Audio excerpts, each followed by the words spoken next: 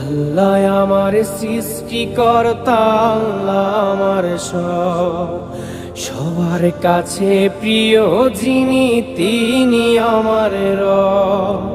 দুনিয়া করব সবাই আল্লাহর ইবাদত, দুনিয়া করব সবাই আল্লাহর ইবাদত। সব কিছুতে দিবেন তিনি তারি রহমত, সব কিছুতে দিবেন তিনি তারি রহমত।